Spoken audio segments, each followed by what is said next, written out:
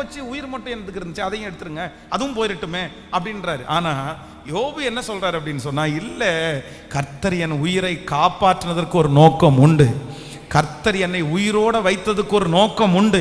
இந்த சத்தத்தை கேட்கிற என் அன்பு ஆண்டவருடைய பிள்ளையே, என்னுடைய உயிரை எடுத்துக்குங்க ஆண்டவரேன்னு ஜெபம் பண்ணதுக்கு பிற்பாடு கூட உங்க உயிரை கர்த்தர் வைத்திருக்கிறதுக்கு ஒரு பெரிய நோக்கம் உண்டு. உங்க ஜீவன் யாரோ ஒருத்தருக்கு ஜெபிப்பதற்காக, யாரோ ஒருத்தரை உருவாக்குவதற்காக ஆண்டவர் உங்களை ஜீவனோடு வைத்திருக்கிறதற்கு கண்டிப்பாக ஒரு நோக்கம் உண்டு. கண்டிப்பாக ஒரு நோக்கம் உண்டு. நீங்க ஜீவனோட மட்டும் இருங்க, கண்டிப்பாக சகலத்தையும் கர்த்தர் யோபுக்கு 2 மடங்கு திரும்பி தந்தது போல அவருடைய ஜீவனை பாதுகாத்து மறுபடியும் 2 மடங்கு கர்த்தர் சகலவற்றையும் உங்களுக்கு தருவார், உங்களுக்கு தருவார்.